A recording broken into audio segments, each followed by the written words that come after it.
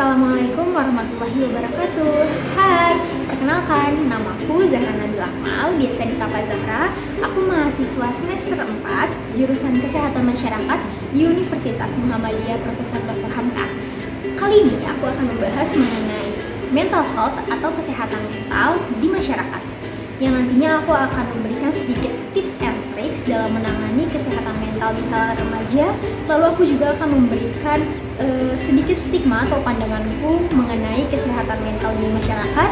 Dan yang terakhir, aku akan memberikan sedikit solusiku yang menurutku efektif dalam menangani kesehatan mental di masyarakat. Ditonton sampai habis ya.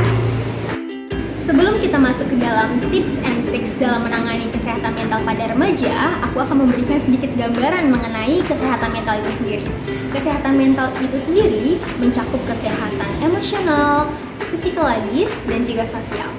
Kesehatan mental sangat amat penting pada setiap tahapan kehidupan kita, mulai dari kita kecil sampai dengan kita dewasa. Kesehatan mental ini sangat amat mempengaruhi bagaimana seseorang berpikir, merasakan, dan juga menentukan tindakan dalam kehidupan sehari-hari. Kesehatan mental juga dapat menangani seseorang dalam menangani stres, berhubungan dengan orang lain, dan menentukan pilihan atau membuat pilihan. Gangguan mental atau penyakit mental merupakan suatu gangguan yang serius yang dapat mempengaruhi pemikiran, mood, dan perilaku seseorang. Beranjaknya zaman, banyak remaja yang terkadang tiba-tiba menangis, tiba-tiba melamun, tiba-tiba suka overthinking, dan terkadang suka sensitif banget.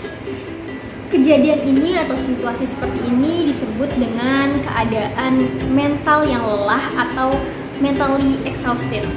Ini merupakan situasi yang sangat amat wajar dialami oleh setiap orang, oleh setiap manusia, begitu juga aku. Lalu bagaimana sih cara menanganinya? Apa sih yang harus kita lakukan? Tips yang pertama yaitu kita harus scanning dulu nih seluruh tubuh kita. Karena kalau kita scanning fisik kita itu akan mempengaruhi psikis. Jadi kita scanning dulu secara tubuh kita. Ada nggak sih tubuh kita yang kesakitan? Ada nggak sih tubuh kita yang luka? Atau apakah tubuh kita itu lelah karena habis berkegiatan seharian seperti bekerja, mengurus anak, atau mungkin kuliah dan kegiatan lainnya? Tips yang kedua, coba kita bayangkan visual imagery, apa sih kejadian yang belum lama ini terjadi yang membuat kita ini tidak nyaman atau kita ini risih dengan kejadian tersebut, dengan situasi tersebut. Gunanya apa? Supaya kita tahu nih sumber masalahnya itu apa.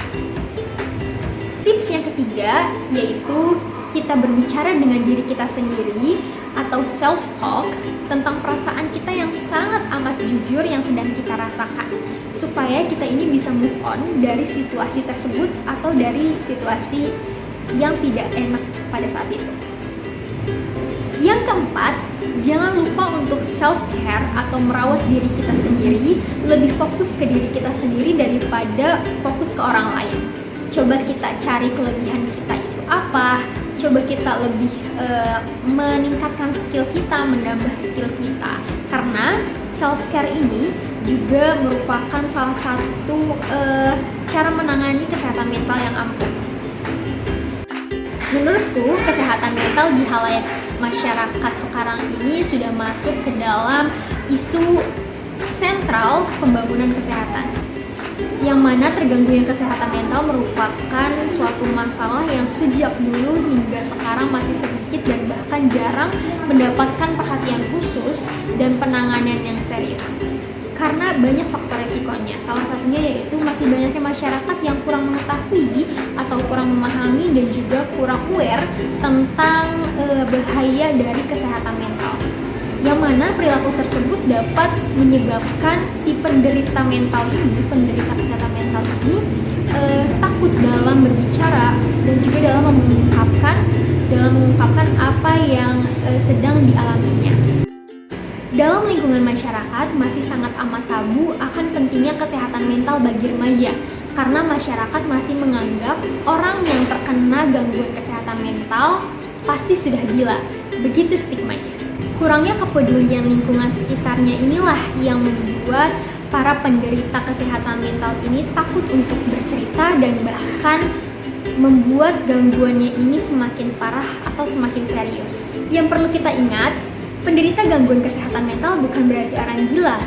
Kurang kepedulian dari orang sekitar atau orang terdekat membuat banyaknya penderita yang kurang sadar bahwa mereka ini membutuhkan penanganan dokter atau penanganan profesional, serta dukungan dari lingkungan sekitar yang membuat agar penderita ini dapat mengembangkan dan menyalurkan apa yang ia rasakan tanpa harus membawa dampak yang buruk bagi dirinya sendiri maupun bagi lingkungan sekitarnya.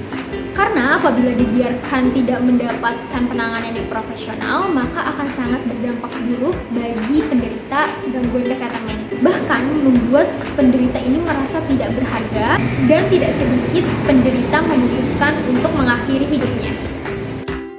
Gangguan mental memiliki dampak yang sangat amat luar biasa pada kondisi disabilitas jutaan orang di dunia. Tidak seperti dugaan banyak orang, dampak dari buruknya kondisi kesehatan mental tidak lebih baik jika dibandingkan dengan penyakit-penyakit menular dan terus-menerus bertambah di setiap tahunnya. Gangguan kesehatan mental membutuhkan perhatian khusus atau fokus penuh dari para pengambil kebijakan, mengingat gangguan kesehatan mental ini mulai dianggap sebagai ancaman serius yang membutuhkan respon cepat dari pelayanan kesehatan. Sebaiknya pemerintah memperluas akses pelayanan kesehatan mental seperti menyediakan lebih banyak lagi pelayanan kesehatan mental di puskesmas di seluruh Indonesia, menggalakkan upaya promotif, serta meningkatkan kesadaran masyarakat atas gangguan kesehatan mental. Dan yang terakhir, tidak selalu mengandalkan pengobatan medis dan lebih banyak memfokuskan perawatan berbasis keluarga dan komunitas. Dengan itu, maka kesejahteraan orang dengan gangguan jiwa atau orang dengan gangguan mental tentunya dapat ditingkatkan. Sekian pembahasan kesehatan mental dari aku. Apabila ada salah kata mohon dimaafkan. Billahi fisabilil haq, fastabiqul khairat. Wassalamualaikum warahmatullahi wabarakatuh. See you.